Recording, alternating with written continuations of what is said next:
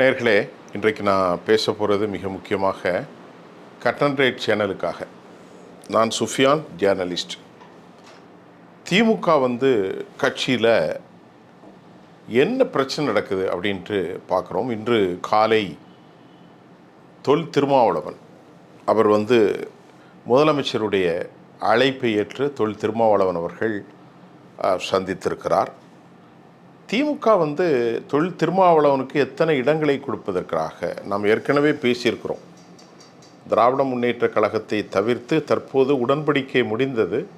மறுமலர்ச்சி திமுகவுக்கு 4 தொகுதிகள், இடதுசாரிகளுக்கு இந்திய கம்யூனிஸ்டுக்கு 5 தொகுதி, அதை போன்று மார்க்சிஸ்ட் கம்யூனிஸ்டுக்கு 6. ஆனால் மார்க்சிஸ்ட் கம்யூனிஸ்ட் இன்னும் முரண் பிடித்து கொண்டிருப்பதாக செய்திகள் வருகின்றது. காங்கிரஸுக்கு 28. இப்போது நாம் பார்ப்பது தொல் திருமாவளவன் அவர்கள் அவருடைய கோரிக்கை 12 தொகுதிகள் 10 அப்படிங்கிறது தான் அவருடைய கோரிக்கை. ஆனால் திராவிட முன்னேற்ற கழகம் 5லிருந்து 6 வரை கொடுப்பதற்கு முயற்சி செய்திருப்பதாக பேசுகிறாங்க. இன்னைக்கு காலையில் அழைத்த போது தொல் திருமாவளவன் சென்றார், பேசினார். ஆனால் அவர்கள் அதில் ஒரு முடிவு ஏற்படவில்லை. ஆனால் இறுதியாக மதியம் நண்பகலில் நமக்கு கிடைத்த செய்தியினூடாக 7+2 அல்லது 8+2 என்ற அளவிலே விடுதலை சிறுத்தைகளும் திமுகவும் தனது கூட்டணிகளை பகிர்ந்து கொள்ளும். இன்று மாலைக்குள் அது அறிவிப்பு வெளியாகிவிடும். அப்படி என்றால் நாம் பேசக்கூடிய செய்தி முன்னவே செய்தி. இன்னும் ஒரு மணி நேரத்தில் அது அறிவிப்பு வெளியாகும் என நமக்கு அறிவாலய தகவல்கள் தெரிவிக்கின்றன. திராவிட முன்னேற்ற கழகம் என்ன பின்னணியில் தனது கூட்டணிகளுக்கு அழுத்தம் கொடுக்கிறது என்றால், திமுக 180 தொகுதிகளுக்கு மேல் உதயசூரியன் சின்னத்திலே அவர்கள் தங்களது சிறிய பங்காளிகளை போட்டியிட வைக்கிறார்கள். அப்படி என்றால் காங்கிரஸ் மற்றும் இந்திய யூனியன் முஸ்லீம் லீக், தேசிய முற்போக்கு திராவிட கழகம், இதை தவிர்த்து ஏனைய எல்லா கட்சிகளும் ஓரளவுக்கு சூரியனிலே போட்டியிட வேண்டும். கமலஹாசனுடைய விவகாரம் தெரியவில்லை. அவருக்கு 3 இடங்கள் மட்டும்தான் ஒதுக்கப்பட்டிருக்கிறது. அவர் என்ன சொல்கிறார் என்பது பெரிய விவகாரமாக இருக்காது. ஏனென்றால் அவர் எம்பியாக தேர்ந்தெடுக்கப்பட்டிருக்கிறார். திருமாவளவனுடைய பிரச்சனை, கட்சி வளர்ந்திருக்கிறது, கட்சிக்கு நீங்கள் உரிய அங்கீகாரம் தர வேண்டும் என்று சொன்ன பிறகு 10 தொகுதிகளாவது கண்டிப்பாக வேண்டும். கடந்த முறை 6, இந்த முறை 4. ஆனால் திமுக நினைத்தால் கொடுக்கலாம். ஆனால் திமுக திருமாவளவனுடைய வளர்ச்சியை தனிப்பட்ட முறையிலே அவர்களுக்கு அது கொஞ்சம் இழப்பு தான் என்று அவர்கள் பார்க்கிறார்கள். ஏனென்றால் தலித்துகளின் வாக்கு வங்கியாக மாறிவிடக்கூடாது என்பதில் அவர்கள் கவனம் செலுத்துகிறார்கள். அதனால் ஒரு ஸ்ட்ராங் ஃபோர்ஸாக வந்துடக்கூடாது, நமக்கு கீழே தான் எல்லோரும் இருக்க வேண்டும் என்று அவங்களுடைய திட்டம். இப்பொழுது நாம் கேட்பது அதுதான், அவர்கள் சொல்லாமல் சொல்கிறார்கள். 0.5% வாக்கு வைத்திருக்கிற தேமுதிகவுக்கு 8 இடங்கள் வரை கொடுக்கப்படலாம் என்று எண்ணப்படுகிறது. 5% வாக்கு வைத்திருக்கிற காங்கிரஸ் கட்சிக்கு 28 இடங்கள் கொடுக்கப்படுகிறது. அதே சமயம் 8 இடங்கள் வைத்திருக்கிற தொல் திருமாவளவனுக்கு, அதாவது 8% வைத்திருக்கிற குறைந்தபட்சம்தான் கொடுத்தால் என்ன, ஒரு பெரிய சமூகத்தின் தலைவர் என்று அவர்களுடைய கோரிக்கை வைக்கிறார்கள்.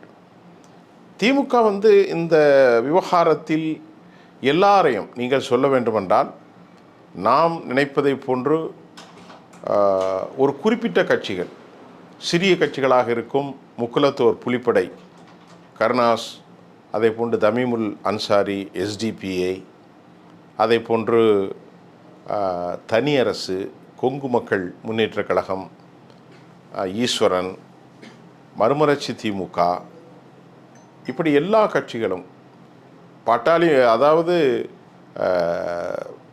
இங்கே நாம் பார்க்குறது விடுதலை சிறுத்தைகளுக்கு 8 இடங்கள் என்றால் அவர்கள் 4 இடங்கள் பானை, 4 இடங்கள் உதயசூரியன். அதே மாதிரி மறுமலர்ச்சி திமுகவுக்கு 4 இடத்தில் 3 உதயசூரியன், 1 தனிச்சின்னம். அப்புறம் மனிதநேய மக்கள் கட்சி கடந்த முறை கொங்குக்கு 3 கொடுத்தார்கள். அதாவது மனிதநேய மக்கள் கட்சிக்கு 3, இப்பொழுது இந்திய யூனியன் முஸ்லீம் லீக்குக்கு 2ஆக மாற்றியிருக்கிறார்கள். புதிய பிளேயர்களாக அவர்கள் திரு கமலஹாசன் 3 இடங்களும், தேசிய முற்போக்கு திராவிட கழகத்திற்கு 8 இடங்களும் கொடுத்திருப்பது தான் இங்கே பல சிக்கல். 8 3 11 இடங்களில் அவர்கள் கொடுக்க மறுப்பது மட்டுமல்லாமல் 180 இடங்களுக்கு மேல் உதயசூரியன் சின்னம் போட்டியிட வேண்டும் என அவர்கள் வலுக்கட்டாயம் படுத்துகிறார்கள்.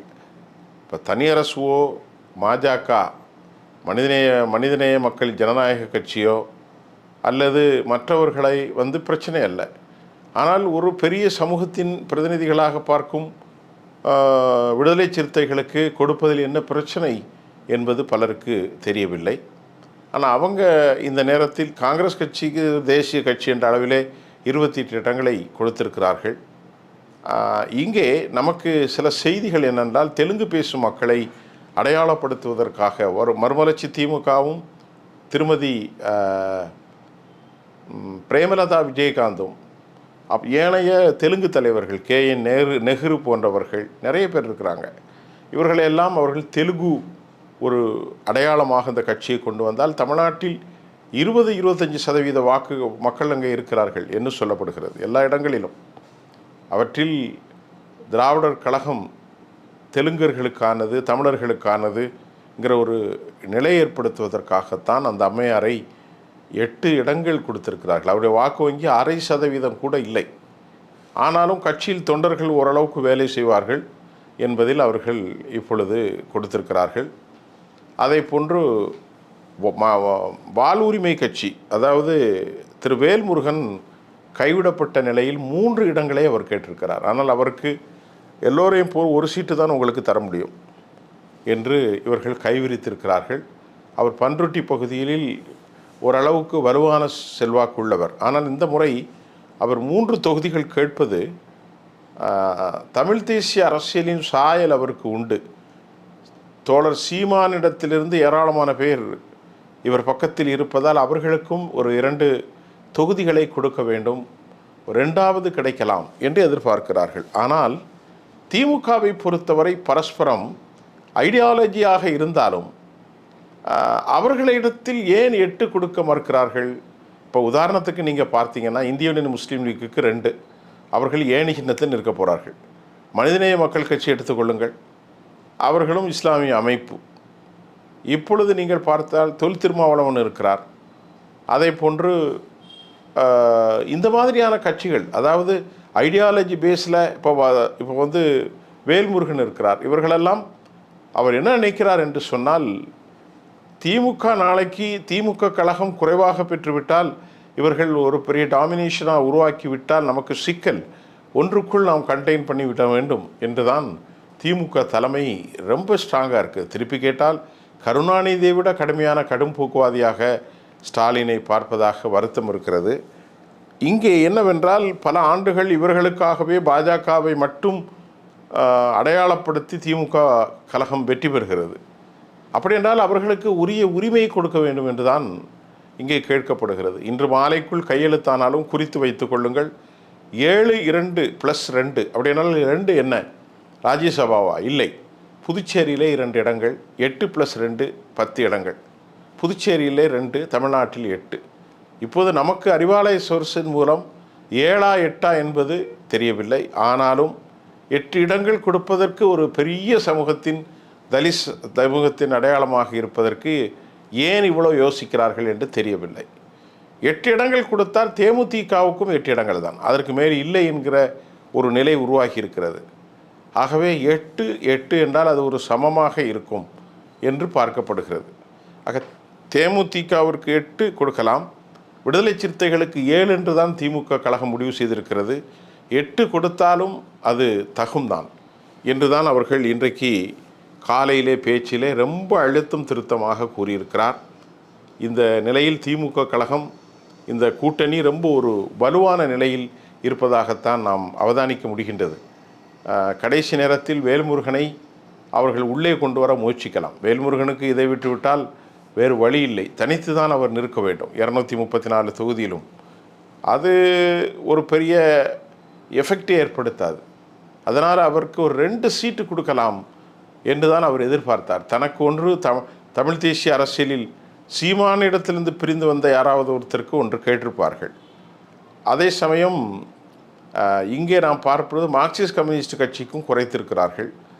அவர்கள் 6 தொகுதிகளுக்குள் கொடுக்கலாம், அதற்கு மேல் கேட்க முடியாது. இந்திய கம்யூனிஸ்ட் கட்சி நேற்றே முடிந்தது. தோழர் வீரபாண்டியன் அவர்கள் மதச்சார்பற்ற கட்சிகளை வலுவாக்குவதற்கு முயற்சி என்று சொல்லிவிட்டார்.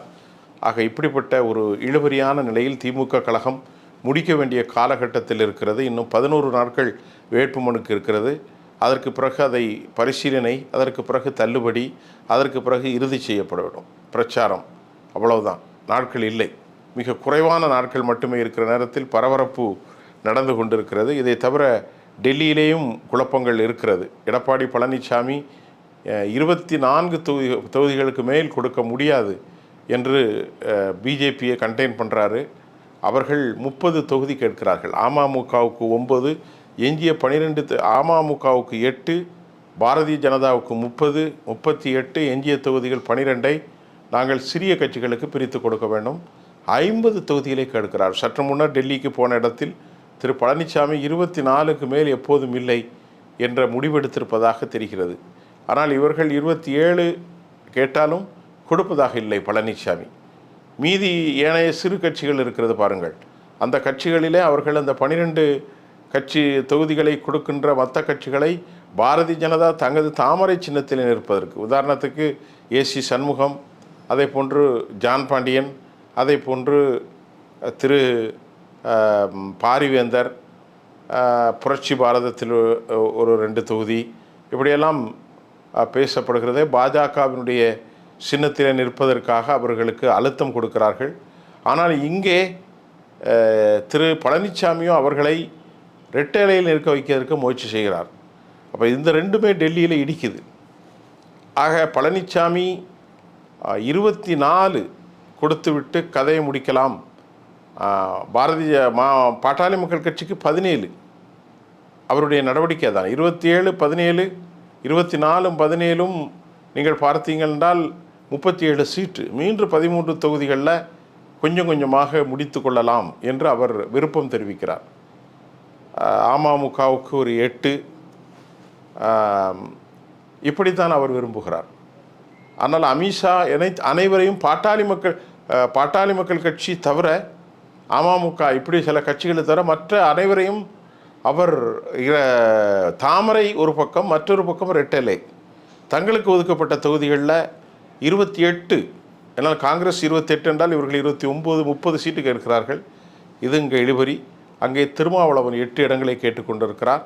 இன்று மாலைக்குள் அறிவாலயத்தின் கதவுகள் திறக்கப்படலாம். முதலமைச்சரோடு இன்று காலை பேசியிருக்கிறார். இன்று நள்ளிரவுக்குள் இன்றைக்கு மாலைக்குள் முடிவுகள் வரும். இதுதான் இன்னைக்குள்ள செய்தி. மீண்டும் நாளை சந்திப்போம்.